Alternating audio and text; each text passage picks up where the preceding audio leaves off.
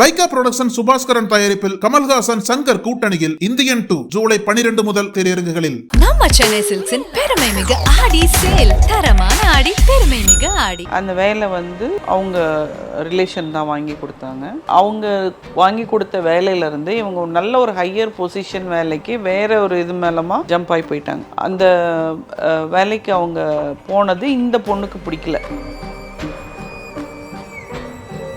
அந்த புதிதாக இவங்க வேலை வாங்கினாங்க இல்லையா? ஆமாம் ஆமாம். அந்த வேலைக்கு அந்த பொண்ணு வந்து சொல்லியிருக்காங்கல்ல, அவங்க ரிலேஷன் பொண்ணு சொல்லியிருக்காங்க, உடனே நான் இந்த வேலையிலேருந்து தூக்கிடுறேன்னு சொன்னது. நான் வந்து மியூச்சுவல் கன்சர்ன் கொடுத்துட்டு திரும்பி நம்ம 2 பேர் சேர்ந்து வாழலாம்னு சொல்கிறாங்க. பட்டே பிச்சுக்கிது மேடம், புரியவே இல்லை. அப்போ எனக்கு எப்படி இருக்கும்? எதையாவது செஞ்சு எப்படியாவது வரணுங்கிற ஒரு இதில் சிக்கலில் மாட்டிச்சு. ஏன்னா டிவோர்ஸ் கேட்குது. டிவோர்ஸ் வந்து நீ எதுக்கு, நான் வந்து ஒன்றும் சொல்லலையே, நான் எதுவுமே சொல்லலையே அப்படின்னாலும், இல்லை நான் கொடுக்குற மாதிரி கொடுத்துட்டு அதுக்கப்புறம் 2 பேரும் சேர்ந்துக்கலாம். போன இடத்துல திரும்ப போனால் இவங்களுக்கு ஒரு அசிங்கம் ஏற்படும் இல்லையா? அதே மாதிரி தரப்பான ஒரு ஜாபு வேறு இடத்துல ஒரு நல்ல பொசிஷனில் போய் உட்காரணுங்கிறதுக்காக இந்த பொண்ணு வந்து அவர்கிட்ட போகுது. போகும்போது என்ன, அவங்களுடைய பழக்க வழக்கங்கள். நக்கீரன் நேயர்களுக்கு வணக்கம். நான் விஜய் ஹரிஹரசுதன். டிடெக்டிவ் மாலதி மேம் அவங்க ஹேண்டில் பண்ண பல கேசஸ் பற்றி ஒவ்வொரு எபிசோட்லையும் பேசிகிட்டு இருக்காங்க. இன்றைக்கும் அதே மாதிரி ஒரு கேஸ் பற்றி தான் பார்க்க போகிறோம். வணக்கம் மேடம். வணக்கம். இன்றைக்கி என்ன கேஸ்? நிறைய காம்ப்ளிகேஷன்ஸ் ஒரே கேஸில். கேஸ்னாலே காம்ப்ளிகேஷன்ஸ் தான். ஆமாம். அதுலேயும் காம்ப்ளிகேஷனா? 3 காம்ப்ளிகேஷன். 1 இல்லை 2 இல்லை 3. ஸோ இது எப்படின்னு பார்த்தீங்கன்னா, எனக்கு ஹஸ்பண்ட் தான் கால் பண்ணுறாங்க. கால் பண்ணிவிட்டு இதுமாரி என்னோடய ஒய்ஃப் வந்து எங்கிட்ட மியூச்சுவல் கன்சர்ன் கேட்குறாங்க. மியூச்சுவல் கன்சர்ன் உங்களுக்கு சேர்ந்து வாழணுமா, உங்களுக்கு விருப்பம்லாம் நீங்கள் மியூச்சுவல் கன்சர்ன் கொடுத்துடலாமே அப்படின்னு. இல்லை எனக்கு என் பிள்ளைங்க வேணும், என் பிள்ளைங்க கண்ணுக்குள்ளேயே இருக்குது. அப்போ என்ன சண்டை போட்டிங்க? நாங்கள் சண்டையே போடலைன்னா அப்போ ஏன் உங்கள் ஒய்ஃபு பிரிஞ்சு நீங்கள் மியூச்சுவல் கன்சர்ன்னு சொல்கிறீங்க? நான் சொல்லலைங்க, என் ஒய்ஃப் வந்து எனக்கு மியூச்சுவல் கன்சர்ன் வேணும் அப்படின்னு கேட்குறாங்க அப்படின்னாங்க. ஓகே, அப்போது என்ன ரீசன்? இல்லை ஆக்சுவலாக வந்து அவங்க வந்து ஒரு வேலைக்கு போயிட்டுருந்தாங்க. அந்த வேலை வந்து அவங்க ரிலேஷன் தான் வாங்கி கொடுத்தாங்க. அவங்க வாங்கி கொடுத்த வேலையிலேருந்து இவங்க நல்ல ஒரு ஹையர் பொசிஷன் வேலைக்கு வேறு ஒரு இது மேலமா ஜம்ப் ஆகி போயிட்டாங்க. அந்த வேலைக்கு அவங்க போனது இந்த பொண்ணுக்கு பிடிக்கல. நான் பார்த்து உனக்கு வேலையே இல்லைன்னு ஒரு வேலையை வாங்கி கொடுத்தேன், நீ என்னன்னா இப்படி போயிட்டு. ஸோ அதுக்கு அங்கே ஒரு பாயிண்ட். இந்த இந்த கேஸில் பார்த்தீங்கன்னா மும்முனை தாக்குதல்னு சொன்ன மும்முனை பிரச்சனைகள். இந்த பிரச்சனைகளுக்கு சொல்யூஷனை தான் நம்ம இப்போ கண்டுபிடிக்கிறோம். இது ஒரு பக்கம், இது ஒரு எபிசோட் போய்கிட்டு இருக்குது. ஸோ அடுத்த எபிசோடில் வந்து இவங்க வந்து இந்த பொண்ணும் அந்த பையனுமே இன்டர் ரிலீஜன் மேரேஜ். ஸோ நான் வந்து அந்த பையன்கிட்ட முதல்ல கேட்டேன், இன்டர் ரிலீஜன் மேரேஜுங்கிறதுனால அந்த பொண்ணு வந்து உங்கள்கிட்ட வந்து டிவோர்ஸ் கேட்குதா, வேறு யாராவது அதை இல்லை அவன் என் கூட இருந்த வரைக்கும் ரொம்ப சந்தோஷமாக ரொம்ப நல்லா இருந்தா.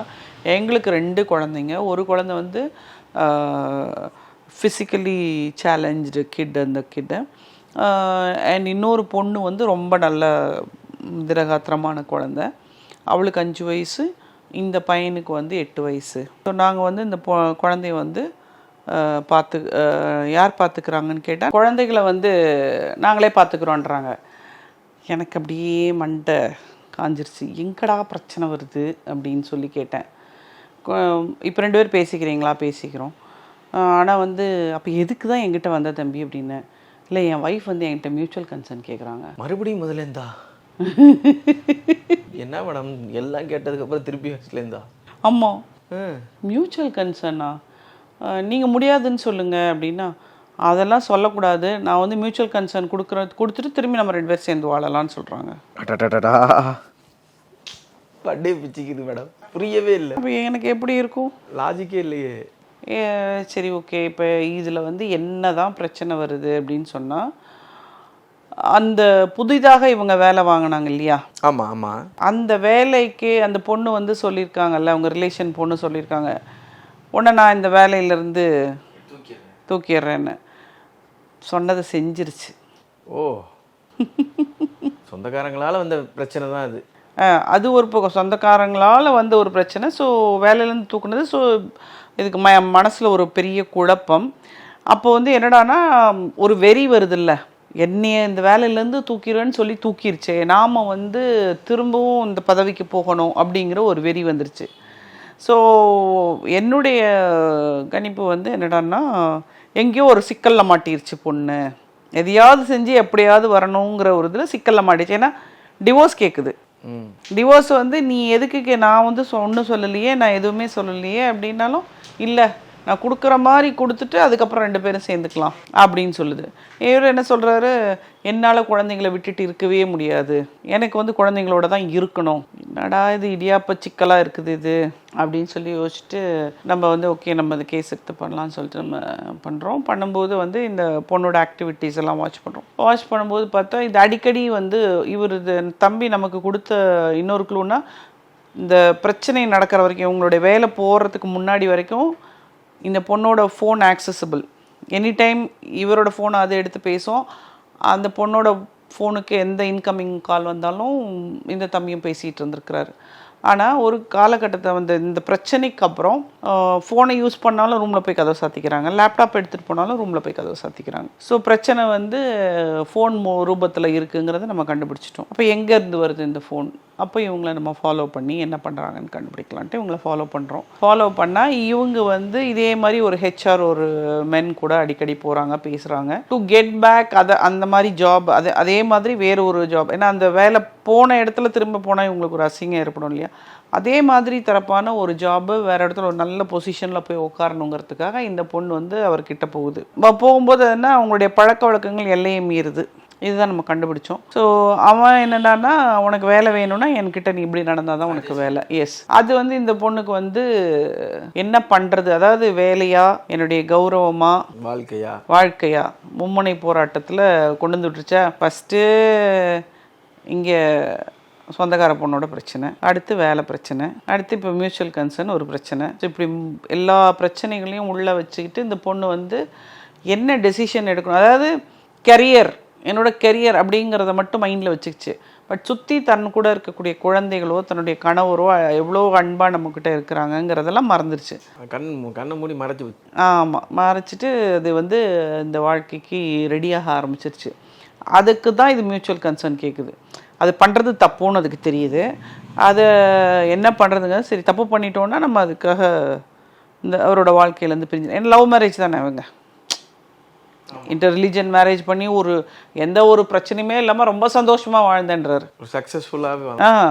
அதுவும் ஒரு ஸ்பெஷல் சைல்டை வீட்டில் வச்சுக்கிட்டு அதையும் வந்து ஒரு பெரிய பேர்டனாக எடுத்துக்காமல் அதையுமே இவங்க வீட்டில் 2 பேருமே மாற்றி வீட்டில் இருந்து பார்த்துக்கிட்டு அட்ஜஸ்ட் பண்ணி தான் வாழ்ந்திருக்காங்க. ஸோ ஒரு கெரியர் வந்து ஒரு பெண்ணுடைய வாழ்க்கையில் எவ்வளோ விளையாடுதுன்னு பாருங்கள். ஸோ முன்னெல்லாம் வந்து பெண்கள்கிட்ட வந்து கேட்டிங்கன்னா, அந்த காலத்து பெண்கள்கிட்ட கரியரா குடும்ப வாழ்க்கையான்னு கேட்டால் குடும்ப வாழ்க்கைன்னு சொல்லுவாங்க. இன்றைக்கி வந்து கரியர் தான் பெருசு அப்படின்னு எடுத்துகிட்டு போகிற பெண்களும் இருக்காங்க. ஸோ இதுலேருந்து நம்ம படிச்சுக்கிற பாடம் என்னென்னா, இந்த கெரியர் வந்து கடைசியில் கொண்டு போய் நம்மளை ஒரு இடத்துல நிறுத்திடும். ஒரு 55-60 வயசுக்கு அப்புறம் கெரியர் நின்று போயிடும். ஆனால் நம்ம கூட இருக்க போகிறது நம்முடைய சுற்றம், பந்தம், நம்மளுடைய உறவுகள் தான். அந்த உறவு இது ஆண்களுக்குமே பொருந்தும். ஏன்னா ஒரு கண்டிப்பாக 2 பக்கமுமே இருக்குது. இப்போது இந்த பொண்ணு இப்போ அங்கே போகிறான்னா அங்கே ஒரு ஆண் தானே பாதிக்கப்படுறாரு. ஆமாம், அப்போ அந்த குடும்பமும் பாதிக்கப்படுது இல்லையா. இது இன்டர்லிங்கிங் ஆயிடுச்சு. ஸோ எப்பவுமே கரியர்னு நினைக்காம அந்த கரியரை வாழ்க்கையோட உறவுகளோட பந்தங்களோட இருக்கணுங்கிற ஒரு எண்ணத்தோடு வாழ வேண்டும் அப்படிங்கிறது தான் எனக்கு இது மூலமாக சொல்ல வர கருத்து. இந்த கேஸ் எப்படி முடிஞ்சிச்சு? இந்த கேஸ் எப்படி முடிஞ்சுது அப்படின்னு சொன்னாக்கா, டிவோர்ஸ்க்கு அப்ளை பண்ணுங்கன்னா எனக்கு டைம் வேணும், இதை ஃபினிஷ் பண்ணுறதுக்கு எனக்கு டைம் வேணும். அவங்க மியூச்சுவல் கன்சர்ன் தான் கேட்டுகிட்டே இருந்தாங்க. நான் சொல்கிற லாயர்கிட்ட தான் வரணும், நீ லாயர் வைக்கக்கூடாது, வந்து கையெழுத்து போடணும் அப்படிங்கிறலாம் கண்டிஷன் போட்டாங்க. ஸோ நான் சொன்னேன் எஸ், அவங்க சொல்கிறது எல்லாத்துக்கும் எஸ்ன்னு சொல்லுங்கள், நமக்கு 6 மாதம் டைம் இருக்குல்ல, அதுக்குள்ளே இது மாறிடும், நம்ம மாற்றிடுவோம் அப்படின்னு சொல்லிட்டு அந்த 6 மாதம் வரைக்கும் இவங்க சொல்கிற மாதிரிலாம் அவர் நடந்துக்கிட்டு, அதுக்குள்ளே நம்ம வந்து அந்த பர்சனுடைய அதர் சைடை என்ன அப்படிங்கிறத நம்ம எடுத்து அதை இந்த பொண்ணுக்கு விளக்கி காமிச்சோம். ஸோ அவங்க வந்து தான் பண்ணுறது தப்பு அப்படிங்கிறத எப்பவுமே கொஞ்ச நாள் தானே, எப்பவுமே இந்த ஒரு வேகத்தில் பண்ணுறது தானே எல்லாமே, கண்மூடித்தனமா. ஆமாம், இப்போ அந்த ஸ்பீடை நம்ம குறைச்சிட்டோம். ஓகேன்னா ஸ்பீடு குறைஞ்சிருச்சு. நம்ம இன்ஃபர்மேஷன் காமிச்ச உடனே அவங்களுக்கு வந்து ஓகே நம்ம போகிற பாதை தவறான பாதை அப்படிங்கிறதும் உங்களுக்கு தெரிஞ்சிருச்சு. நல்ல திரும்ப இந்த வாழ்க்கைக்கே ஆமாம் வந்துட்டாங்க. ஓகே, நல்ல புரிதலோட முடிஞ்சிருக்கு இந்த கேஸ் நினைக்கிறேன் மேடம். இதே மாதிரி இன்னொரு எபிசோட சந்திக்கிறேன். நன்றி.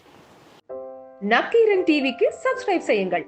உங்கள் ஆதரவே எங்கள் பலம். ஆசிரியர்களுக்கு நண்பனாகவும் மாணவர்களுக்கு ஆசானாகவும் திகழும் தேர்வு வழிகாட்டி. ஒவ்வொரு பாடத்திற்கும் அனுபவமிக்க ஆசிரியர்களின் துல்லியமான தெளிவான விடைகள். CNC இருக்கு, தேர்வு பயம் எதற்கு? இது தீரன் பப்ளிஷிங் ஹவுஸ் விற்பனை வெளியீடு.